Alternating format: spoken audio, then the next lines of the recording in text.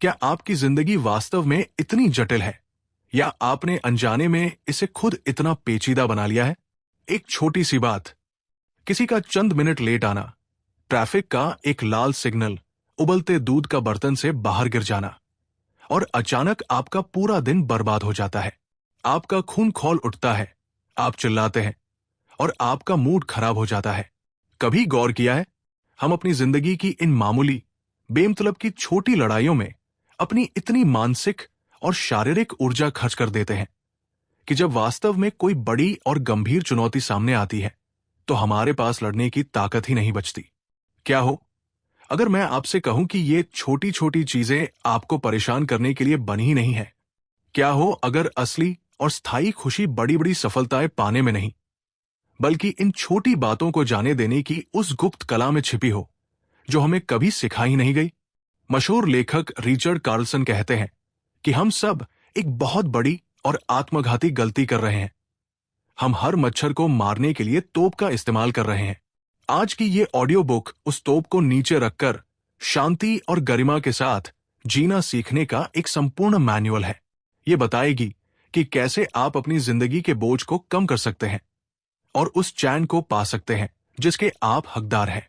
तैयार हो जाइए, क्योंकि आज आप जीवन को आसान बनाने का वो रहस्य सीखेंगे जो दुनिया आपको कभी नहीं बताती। चलिए इस ऐतिहासिक सफर की शुरुआत करते हैं। अध्याय 1, छोटी बातों की टेंशन मत लो। यही इस महान दर्शन का हृदय है। लेखक की सबसे बड़ी, सबसे बुनियादी और सबसे शक्तिशाली सीख यही है, छोटी छोटी बातों पर पसीना मत बहाओ। और सच तो यह है कि दुनिया की ज्यादातर बातें छोटी ही होती हैं। यह वाक्य सुनने में बहुत सरल लग सकता है, लेकिन इसे जीवन में उतारना किसी तपस्या से कम नहीं है। हम अक्सर राई का पहाड़ बनाने के विशेषज्ञ बन जाते हैं। हम अपनी रोजमर्रा की मामूली परेशानियों को जीवन और मृत्यु के हालात की तरह ट्रीट करने लगते हैं। इसे एक व्यावहारिक उदाहरण से बहुत गहराई से समझिए। मान लीजिए आप सुबह सुबह अपनी गाड़ी चलाकर ऑफिस जा रहे हैं। अचानक कोई गलत साइड से आता है, तेज रफ्तार में आपको कट मारता है और गंदा इशारा करके निकल जाता है। अब आपके पास दो रास्ते हैं। पहला, आपका पारा चढ़ जाए, आप जोर जोर से हॉर्न बजाएं, उसे गालियां दें और अगले आधे घंटे तक अपने दिमाग में उस अजनबी के साथ काल्पनिक युद्ध लड़ते रहें।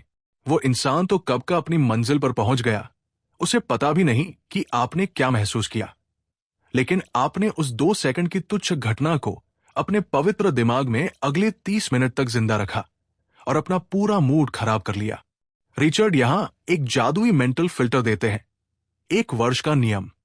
जब भी कोई बात आपको गुस्सा दिलाए या विचलित करे तो तुरंत एक पल के लिए रुकें और खुद से पूछें, आज से ठीक 1 साल बाद क्या यह बात मुझे याद भी रहेगी? मैं आपको विश्वास दिलाता हूं कि 99% मामलों में आपका जवाब होगा नहीं। तो सोचिए, अगर कोई चीज 1 साल बाद कोई मायने नहीं रखने वाली, तो क्या उसे आपकी आज की इस कीमती, अनमोल और दोबारा न मिलने वाली शांति को लूटने का हक है? बिल्कुल नहीं।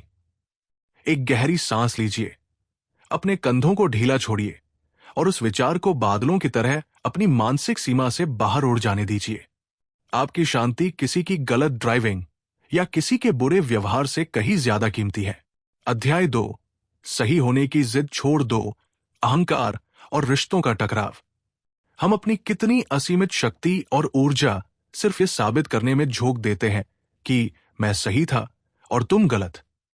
ये हमारे ईगो की एक ऐसी अंतहीन भूख है जिसे कभी तृप्त नहीं किया जा सकता। हमें लगता है कि तर्क में जीतना ही असली जीत है। हमें लगता है कि सामने वाले को नीचा दिखाकर हम बड़े बन जाएंगे। पर हकीकत में उस छोटी सी वैचारिक जीत के बदले में हम अक्सर अपने सबसे प्यारे और कीमती रिश्ते हार जाते हैं। रिचर्ड यहां एक क्रांतिकारी और जीवन परिवर्तनकारी मंत्र देते हैं, सही होने के बजाय दयालु होना चुनो। इस वाक्य की गहराई को समझिए। कल्पना कीजिए, घर पर पति पत्नी के बीच इस बात पर बहस छिड़ जाती है कि एसी का तापमान कितना होना चाहिए। एक कहता है 22, दूसरा कहता है 24। ये एक छोटी सी बेमतलब की बात है, लेकिन दोनों अपनी अपनी दलीलें दे रहे हैं, वैज्ञानिक कारण बता रहे हैं, पिछले अनुभवों का हवाला दे रहे हैं और धीरे धीरे ये बहस एक बड़े युद्ध का रूप ले लेती है। आखिर में शायद एक अपनी बात मनवा ले, पर क्या वाकई वो जीत है? उस तुच्छ सी जीत ने घर की शांति, प्रेम और विश्वास को घंटों या शायद दिनों के लिए खत्म कर दिया। अगली बार जब आप ऐसी किसी बहस में खुद को घिरा हुआ पाएं, जहां मुद्दा आपकी जान या भविष्य से जुड़ा न हो, तो रुकें और खुद से पूछें, क्या मैं इस तर्क को जीतना चाहता हूं या मैं इस इंसान के साथ खुश रहना चाहता हूं? आपको बहुत जल्द एहसास होगा कि अपनी मानसिक शांति और रिश्तों की मिठास को बनाए रखने के लिए कभी कभी सामने वाले को जीतने का श्रेय दे देना ही आपकी अपनी सबसे बड़ी और वास्तविक जीत होती है। अध्याय 3, इम्परफेक्शन को गले लगाओ, परफेक्शन के जाल से मुक्ति। हम एक ऐसे आधुनिक समाज में सांस ले रहे हैं जो परफेक्शन का भूखा है। हमसे उम्मीद की जाती है कि हमारी बॉडी परफेक्ट हो, हमारा करियर परफेक्ट हो, हमारा घर मैगजीन के कवर जैसा परफेक्ट हो। और इस असंभव परफेक्शन के पीछे पागलों की तरह भागते भागते हम असल में जीना ही भूल जाते हैं। हम हमेशा अपनी और दूसरों की कमियों को ढूंढने वाले जासूस बन जाते हैं। रिचर्ड कहते हैं, जिंदगी कोई आपातकाल नहीं है। सब कुछ हर समय ठीक ठाक होना जरूरी नहीं है। थोड़ी सी गंदगी, थोड़ी सी गड़बड़, थोड़ी सी अपूर्णता जीवन का एक प्राकृतिक और सुंदर हिस्सा है। उसे स्वीकार करना सीखिए। परफेक्शनिज्म वास्तव में तनाव, एंजाइटी और मानसिक बीमारी का दूसरा नाम है। एक उदाहरण देखिए। आपने बहुत मेहनत से अपना घर साफ किया और सजाया, और महज 10 मिनट बाद ही आपके छोटे बच्चे ने फर्श पर जूस का गिलास गिरा दिया। अब आपके पास फिर से 2 रास्ते हैं। पहला, आप उस मासूम पर चिल्लाएं, अपना तनाव बढ़ाएं और पूरे घर का माहौल जहरीला बना दें। दूसरा, आप मुस्कुराएं और खुद से कहें कि यही तो जिंदगी की खूबसूरती है, और फिर शांति से उसे साफ कर दें। जब आप गहराई से ये स्वीकार कर लेते हैं कि आप और ये दुनिया कभी भी पूरी तरह परफेक्ट नहीं होंगे, तो आपके कंधों से एक विशाल और अदृश्य बोझ हमेशा के लिए उतर जाता है। आप खुद को और दूसरों को उनकी कमियों के साथ प्यार करना सीख जाते हैं। अध्याय 4, वर्तमान के एकमात्र क्षण में जीना सीखो, कल और कल के बीच का सत्य। हमारा मानव मन एक बहुत ही अजीब टाइम मशीन की तरह काम करता है। यह या तो गुजरे हुए कल के पछतावे, पुरानी गलतियों और ऐसा क्यों हुआ की सोच में उलझा रहता है, या फिर आने वाले कल की अनिश्चित चिंताओं, क्या होगा अगर, और भविष्य के काल्पनिक डरों में भटकता रहता है। हमारा मन प्रेजेंट मोमेंट में बहुत कम रहता है। लेकिन ब्रह्मांड का शाश्वत सत्य यह है कि खुशी सिर्फ और सिर्फ प्रेजेंट में ही मिलती है। एक बहुत ही सामान्य उदाहरण देखिए। एक आदमी अपने परिवार के साथ समुद्र किनारे छुट्टियां मना रहा था। शारीरिक रूप से वो रेत पर था, लहरों की आवाज सुन सकता था, पर मानसिक रूप से वो अगले हफ्ते होने वाली अपनी ऑफिस प्रेजेंटेशन की चिंता में बुरी तरह डूबा हुआ था। वो उस अद्भुत और कीमती पल को जी ही नहीं रहा था। वो भविष्य की एक ऐसी समस्या के लिए आज का सुकून कुर्बान कर रहा था जो अभी आई भी नहीं थी। रिचर्ड कहते हैं कि जिंदगी सिर्फ और सिर्फ इसी क्षण में घटित होती है। अतीत अब सिर्फ एक याद है और भविष्य महज एक कोरी कल्पना। असली चीज सिर्फ ये पल है। जब आप खाना खा रहे हो तो सिर्फ खाने के स्वाद, उसकी खुशबू और बनावट को महसूस कीजिए। जब आप अपने बच्चे के साथ खेल रहे हो तो अपना फोन दूर रखकर सिर्फ उस खेल का हिस्सा बनिए। अगर आप इस एक छोटे से पल को पूरी जागरूकता के साथ जीना सीख गए तो आपने पूरी जिंदगी को जीत लिया, क्योंकि जिंदगी ऐसे ही छोटे छोटे लाखों पलों का एक संग्रह ही तो है। अध्याय 5, दूसरों की बात पूरी करने की बेताबी को छोड़ें, एक बेहतर श्रोता बने। ये एक बहुत ही सूक्ष्म लेकिन खतरनाक आदत है जो हम में से बहुत से लोगों में कूट कूट कर भरी होती है। जब कोई दूसरा व्यक्ति बात कर रहा होता है तो हम इतने अधीर और बेचैन हो जाते हैं कि उनका वाक्य खत्म होने से पहले ही हम उसे पूरा कर देते हैं। हमें लगता है कि हम बहुत समझदार हैं या हम उनकी मदद कर रहे हैं, पर असल में हम बहुत बड़ी गलती कर रहे होते हैं। जब आप किसी की बात बीच में काटते हैं या उसे पूरा करते हैं तो आप अनकॉन्शियसली सामने वाले को यह जहरीला मैसेज दे रहे होते हैं कि तुम बहुत धीरे बोल रहे हो, मेरे पास तुम्हारा कचरा सुनने का समय नहीं है, और मुझे तुमसे बेहतर पता है कि तुम क्या कहना चाहते हो। ये सामने वाले को बेहद अपमानित महसूस कराता है और संवाद के पुल को तोड़ देता है। इसे सुधारने के लिए एक बेहतर लिसनर बनने का कड़ा अभ्यास कीजिए। जब कोई बात कर रहा हो तो अपने दिमाग को शांत रखें। उन्हें अपना पूरा समय और पूरा सम्मान दें। उन्हें अपनी कहानी अपनी रफ्तार से बताने दें। आप आश्चर्यचकित रह जाएंगे कि जब आप कम बोलते हैं और दूसरों को ज्यादा सुनते हैं तो आप न केवल ज्यादा ज्ञान प्राप्त करते हैं, बल्कि आपके रिश्ते पहले से कहीं ज्यादा गहरे और मजबूत हो जाते हैं। लोग उन लोगों से प्यार करते हैं जो उन्हें ध्यान से सुनते हैं। अध्याय 6, अपनी लड़ाइयां खुद चुनें। मानसिक ऊर्जा का बजट। आपकी मानसिक और शारीरिक ऊर्जा एक बहुत ही सीमित संसाधन है, बिल्कुल आपके स्मार्टफोन की बैटरी की तरह। और दुख की बात यह है कि हम अपनी इस कीमती दिमागी बैटरी को अक्सर ऐसी फालतू लड़ाइयों और बहसों पर खर्च कर देते हैं जो अगले 2 घंटों में भी कोई मायने नहीं रखेंगी। रिचर्ड का एक बहुत ही कीमती सुझाव है, अपनी लड़ाइयां समझदारी से चुनें। आपको दुनिया की हर बहस जीतने की जरूरत नहीं है। आपको हर उस इंसान को सुधारने का ठेका लेने की जरूरत नहीं है जो आपकी नजर में गलत है। सोशल मीडिया पर किसी अजनबी का कमेंट या किसी राह चलते इंसान की कड़वी बात, क्या ये वास्तव में आपकी ऊर्जा और शांति के हकदार है? कल्पना कीजिए, किसी अजनबी ने आपके किसी पोस्ट पर बुरा कमेंट किया। अब आप अगले 2 घंटे उसे नीचा दिखाने के लिए टाइपिंग करने में बिता सकते हैं, या फिर आप उसे सिर्फ एक मच्छर की तरह समझकर इग्नोर कर सकते हैं और वो समय अपने बच्चों या अपनी किसी पसंदीदा किताब के साथ बिता सकते हैं। आपकी ऊर्जा कहाँ ज्यादा अच्छे से इस्तेमाल हुई? कार्लसन कहते हैं कि हम अक्सर पहाड़ों को चढ़ने की ताकत उन कंकड़ों से लड़ने में गवा देते हैं जो हमारे जूतों के नीचे होने चाहिए थे। अपनी ऊर्जा को सिर्फ उन चीजों के लिए बचाकर रखिए जो वास्तव में आपके जीवन के बड़े उद्देश्य में फर्क डालती है। अध्याय 7, बोरियत और खामोशी के साथ दोस्ती करें। क्रिएटिविटी का जन्म स्थान। आज की इस तेज रफ्तार और डिजिटल दुनिया में हम एक सेकंड के लिए भी बोर होना या खाली बैठना बर्दाश्त नहीं कर सकते। जैसे ही हमें 2 मिनट का खाली समय मिलता है, हमारा हाथ अपने आप जेब की तरफ जाता है और हम फोन निकाल लेते हैं। स्क्रॉल, स्क्रॉल और सिर्फ स्क्रॉल। हम खामोशी और खालीपन से डरने लगे हैं। पर रिचर्ड कहते हैं कि यह बोरियत आपके दिमाग के लिए खाद का काम करती है।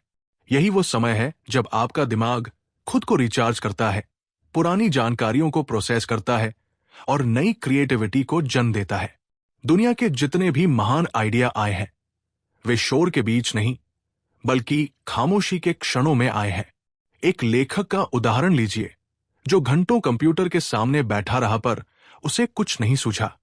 अंत में वो सब छोड़कर सिर्फ पार्क में एक बेंच पर बैठ गया और बिना किसी उद्देश्य के पेड़ों को देखने लगा। उसी तथाकथित बोरियत के पल में उसके दिमाग में अपनी अगली किताब का शानदार आइडिया कौंध गया। जब आप अपने दिमाग को लगातार सूचनाओं और मनोरंजन से ठूंसते रहते हैं तो आप उसे मौलिक रूप से सोचने का मौका ही नहीं देते।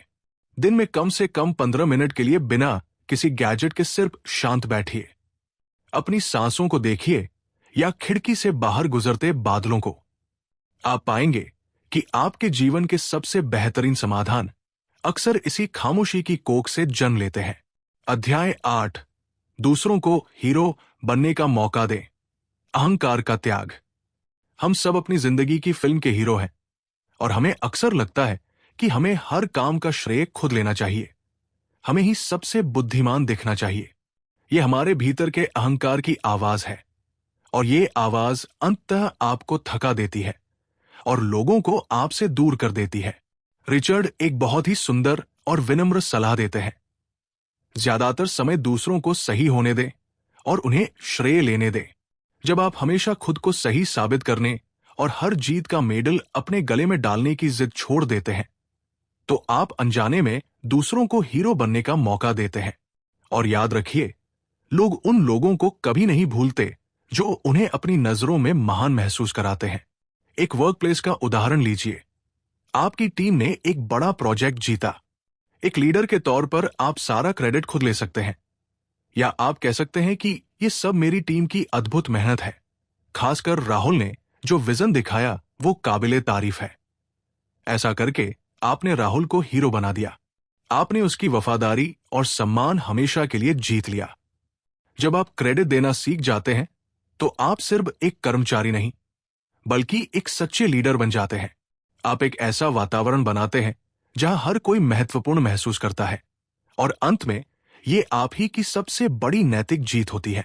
अध्याय 9, मल्टीटास्किंग के झांसे से बाहर निकले। एक समय में एक ही काम।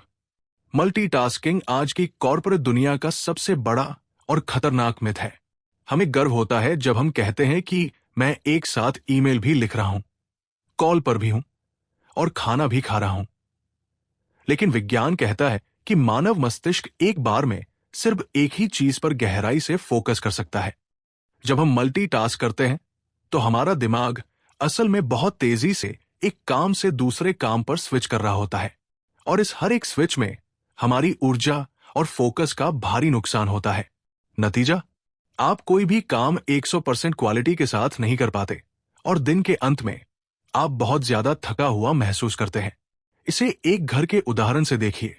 एक मां जो लैपटॉप पर ऑफिस का काम भी कर रही है और साथ में बच्चे के साथ खेल भी रही है।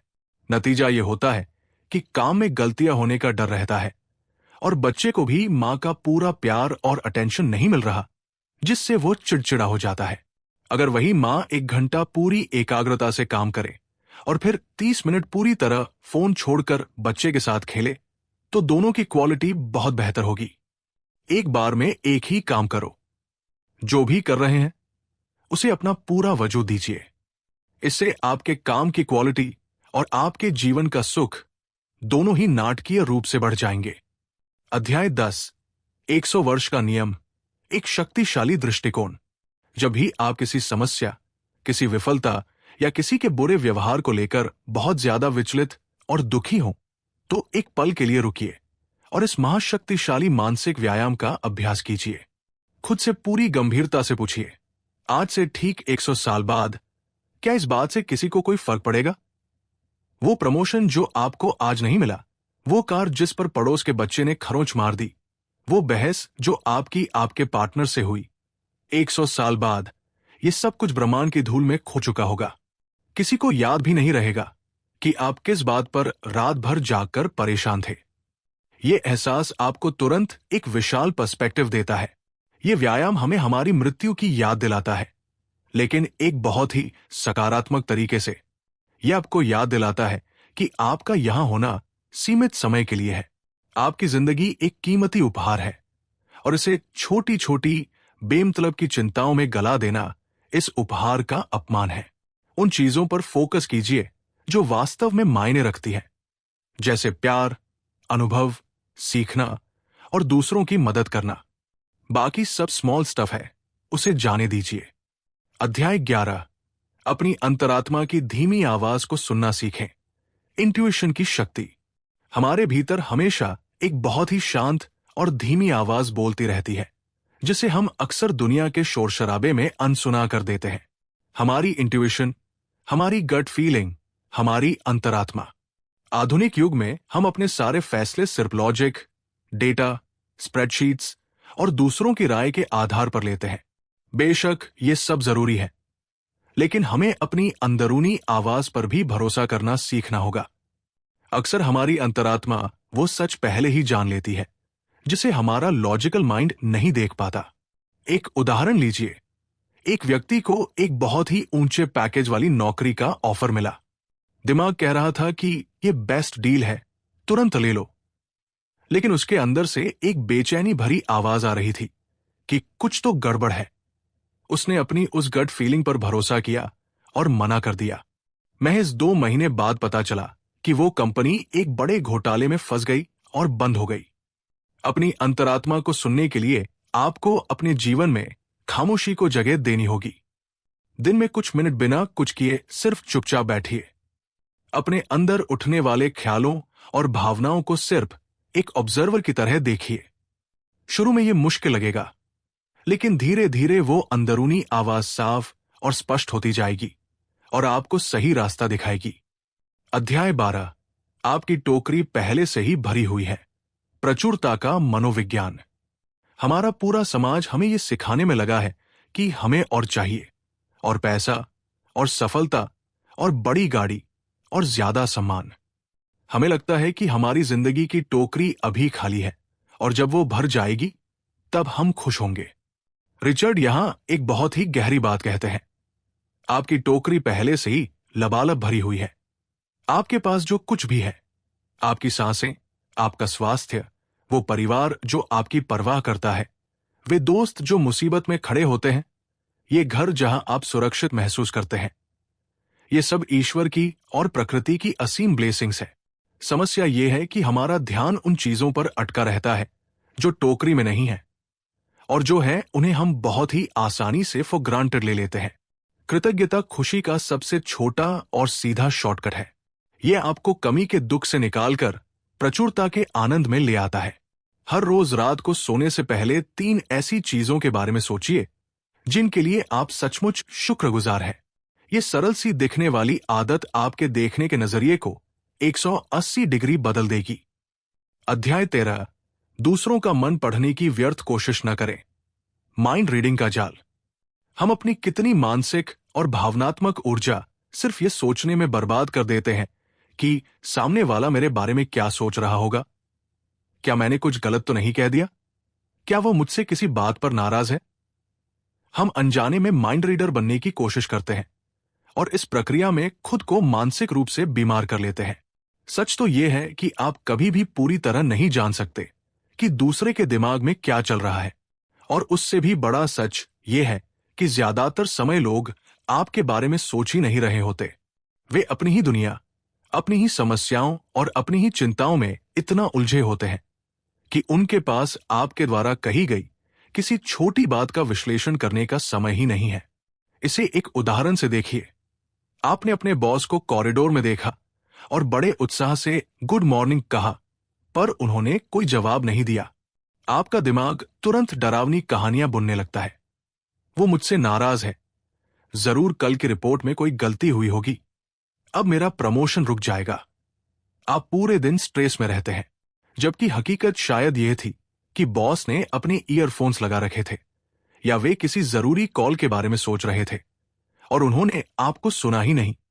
लोगों के व्यवहार को व्यक्तिगत रूप से लेना बंद कीजिए। ये मानकर चलिए कि ज्यादातर चीजें आपके बारे में है ही नहीं। ये एक छोटा सा बदलाव आपको हजारों बेमतलब की चिंताओं से आजाद कर देगा। अध्याय 14, एक सहज और इनफेंसिव व्यक्ति बनना सीखें। शांति का कवच। ये सलाह सुनने में बहुत ही अजीब लग सकती है, क्योंकि हम सब दुनिया की नजरों में एक्साइटिंग, इंटरेस्टिंग और पावरफुल दिखना चाहते हैं। लेकिन रिचर्ड कहते हैं कि गहरी शांति पाने का कभी कभी सबसे अच्छा तरीका है एक ऐसा इंसान बनना जो किसी को ठेस नहीं पहुंचाता और जो अपनी उपस्थिति में बहुत ही सहज और थोड़ा बोरिंग है। इसका मतलब यह है कि आपको हमेशा हर मुद्दे पर एक बहुत ही मजबूत और तीखी राय रखने की जरूरत नहीं है। आपको हर बहस का हिस्सा बनने की जरूरत नहीं है। कभी कभी चुप रहना, मुस्कुराना और सिर्फ सुनना ही सबसे बड़ी समझदारी होती है। उदाहरण के तौर पर, किसी पारिवारिक डिनर पर राजनीति को लेकर एक गर्मा गर्म और कड़वी बहस छिड़ जाती है। आप भी उस आग में कूद सकते हैं, अपनी राय मत सकते हैं और माहौल खराब कर सकते हैं, या आप एक इनफेंसिव इंसान बन सकते हैं। आप मुस्कुराकर कह सकते हैं कि आपकी बात में दम है, वैसे ये सब्जी बहुत लाजवाब बनी है। आपने न सिर्फ एक बेमतलब की लड़ाई को टाल दिया, बल्कि अपनी और दूसरों की शांति की रक्षा भी की। इसका मतलब ये नहीं है कि आप अपने मूल्यों से समझौता कर लें। इसका मतलब सिर्फ इतना है कि आप अपनी लड़ाइयों को चुनना सीख गए हैं। अध्याय 15, निस्वार्थ सेवा का दिव्य सुख। स्वयं के दायरे से बाहर। जब हम अपनी ही समस्याओं में बहुत ज्यादा डूब जाते हैं, तो हमें लगने लगता है कि हमारा दुख दुनिया का सबसे बड़ा दुख है। इसे सेल्फ ऑब्सेशन का लूप कहते हैं। इस लूप से बाहर निकलने का सबसे शक्तिशाली तरीका है दूसरों के लिए कुछ करना, सेवा करना। जब आप किसी और की मदद करते हैं, तो 2 अद्भुत चीजें घटित होती है। पहला, आपको अचानक एहसास होता है कि आपकी अपनी समस्याएं उतनी बड़ी नहीं है जितनी आप सोच रहे थे। आपको एक बड़ा पर्सपेक्टिव मिलता है। दूसरा, दूसरों की मदद करने से हमारे मस्तिष्क में कुछ ऐसे हार्मोन्स रिलीज होते हैं जो हमें गहरी शांति और संतोष देते हैं। इसे मनोवैज्ञानिक भाषा में हेल्पर्स हाई कहते हैं। एक लड़की जो अपने ब्रेकअप के बाद बहुत दुखी थी और अपनी जिंदगी को बेमतलब मान रही थी, उसने एक स्थानीय एनजीओ में बच्चों को पढ़ाना शुरू किया। उन बच्चों की आंखों में उम्मीद और मुस्कान देखकर वो अपना खुद का दुख पूरी तरह भूल गई। उसे जिंदगी का एक नया और ऊंचा मकसद मिल गया। तो अगली बार जब आप खुद को हारा हुआ महसूस करें, तो खुद पर फोकस करने के बजाय बाहर निकलें और किसी ऐसे इंसान को खोजें जिसे आपसे ज्यादा मदद की जरूरत है। सेवा आपके सेल्फ पिटी का सबसे अचूक इलाज है। अध्याय 16। हर दिन को अपना आखिरी दिन मानकर जिए। मृत्यु का बोध। यह ख्याल शुरू में डरावना लग सकता है, लेकिन यह आपकी जिंदगी को पूरी तरह से बदलने की सबसे ज्यादा ताकत रखता है। अगर आपको पूरी सच्चाई से पता हो कि आज आपका इस धरती पर आखिरी दिन है, तो आप क्या अलग करेंगे? क्या आप तब भी छोटी छोटी बातों पर, जैसे किसी के देर से आने पर गुस्सा करेंगे? क्या आप तब भी अपने सपनों को कल पर टालेंगे? क्या आप तब भी अपने प्रियजनों को यह बताने से हिचकिचाएंगे कि आप उनसे कितना प्यार करते हैं? शायद कभी नहीं। एक व्यक्ति जो हमेशा काम में इतना व्यस्त रहता था कि बच्चों के लिए उसके पास समय नहीं था, उसे एक छोटा सा हार्ट अटैक आया। अस्पताल के बिस्तर पर लेटे हुए उसे पहली बार अपनी मृत्यु का साक्षात एहसास हुआ। उसे समझ आया कि वो सबसे जरूरी चीजों को ही मिस कर रहा था। उस दिन के बाद वो बदल गया। उसने काम को उसकी जगह पर रखा और जीवन को प्राथमिकता दी। आपको किसी ट्रेजेडी का इंतजार करने की जरूरत नहीं है। हर सुबह खुद को याद दिलाइए, ये दिन एक उपहार है, ये मुझे मिलना तय नहीं था। ये सोच आपको टालमटोल से और बेमतलब के डरों से आजाद कर देगी और आपको हर पल को उसकी संपूर्णता में जीने के लिए प्रेरित करेगी। अध्याय 17। अपनी फ्यूनरल को खुद लिखिए। लेगेसी का निर्माण। ये पिछले अध्याय से जुड़ी एक और महाशक्तिशाली एक्सरसाइज है। कल्पना कीजिए कि आप अपने ही अंतिम संस्कार पर मौजूद हैं और वहां आपके सबसे करीबी लोग आपके बारे में कुछ शब्द कहने के लिए खड़े होते हैं। आप क्या चाहेंगे कि वे आपके बारे में क्या कहें? वो एक बहुत अमीर आदमी था। उसके पास एक बहुत बड़ी जर्मन कार थी। वो बहुत बड़ा पद रखता था। या आप ये सुनना चाहेंगे कि वो एक बहुत ही दयालु, सरल और प्रेमपूर्ण इंसान था, जिसने हमेशा दूसरों की मदद की और जिसके होने से दुनिया थोड़ी बेहतर हुई। मशहूर लेखक स्टीफन कोवी इस एक्सरसाइज को begin with the end in mind कहते हैं। जब आप ये पूरी स्पष्टता से तय कर लेते हैं कि आपकी जिंदगी का अंत कैसा दिखना चाहिए, तो आपको आज कैसे जीना है, इसका रास्ता अपने आप शीशे की तरह साफ हो जाता है। आपका अंतिम लक्ष्य आपके हर रोज के छोटे छोटे फैसलों को गाइड करने लगता है। ये एक्सरसाइज आपको आपकी कोर वैल्यूज की याद दिलाती है। ये आपको बताती है कि अंत में सिर्फ प्यार, शांति और चरित्र ही मायने रखते हैं। अपनी लेगेसी के बारे में आज ही सोचिए और उसी के अनुसार जीना शुरू कीजिए। अध्याय 18। आप अपने विचार नहीं हैं, ऑब्जर्वर की शक्ति। हम अपने विचारों के साथ इतना ज्यादा जुड़ जाते हैं कि हमें लगने लगता है कि हम हैं ही अपने विचार। अगर दिमाग में कोई नकारात्मक ख्याल आता है, तो हमें लगता है कि मैं एक बुरा इंसान हूं। रिचर्ड कहते हैं कि ये एक बहुत बड़ा मानसिक धोखा है। आप अपने विचार नहीं हैं, आप अपने विचारों को देखने वाले साक्षी हैं। आपके विचार आपके मस्तिष्क के आकाश में बादलों की तरह हैं, जो आते हैं और चले जाते हैं। आप बादल नहीं हैं, आप वो अनंत आकाश है। इसे एक अभ्यास से समझिए। शांति से बैठें और अपने दिमाग में उठने वाली लहरों को सिर्फ देखें। अगर विचार आता है कि तुम किसी काम के नहीं हो, तो पुराने तरीके से उससे लड़ने या उसे सच मानने के बजाय नया तरीका अपनाएं। उस विचार को सिर्फ नोटिस करें। खुद से कहें, देखो, मेरे दिमाग में एक मैं किसी काम का नहीं हूं वाला विचार आया है। दिलचस्प है। जैसे ही आप एक दर्शक की भूमिका में आते हैं, उस नकारात्मक विचार की शक्ति तुरंत खत्म हो जाती है। यह प्रैक्टिस आपको आपके मानसिक नाटक से आजाद होना सिखाती है और आपके भीतर एक गहरी और अटल शांति पैदा करती है। अध्याय 19। समस्याओं को अपना शिक्षक बनाइए। नजरिए का बदलाव। जिंदगी में चुनौतियां और समस्याएं हमेशा आएंगी, उन्हें कोई रोक नहीं सकता, लेकिन हम उन्हें देखने का अपना नजरिया पूरी तरह बदल सकते हैं। हम समस्याओं को एक दुश्मन की तरह देखने के बजाय एक टीचर की तरह देख सकते हैं। हर समस्या अपने साथ एक छिपा हुआ सबक लेकर आती है, एक मौका कुछ नया सीखने का, ज्यादा मजबूत बनने का या ज्यादा धैर्यवान बनने का। पर हम समस्या के शोर में इतना उलझ जाते हैं कि हम उस कीमती सबक को देख ही नहीं पाते। मान लीजिए आपकी कार अचानक खराब हो गई। ये एक समस्या है। आप गुस्सा कर सकते हैं, स्ट्रेस ले सकते हैं, या आप इसे एक लेसन की तरह देख सकते हैं।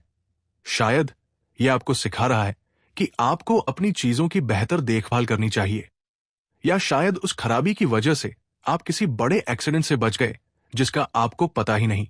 जब भी कोई मुश्किल आए तो मेरे साथ ही क्यों पूछने के बजाय पूछिए, ये स्थिति मुझे क्या सिखाने की कोशिश कर रही है।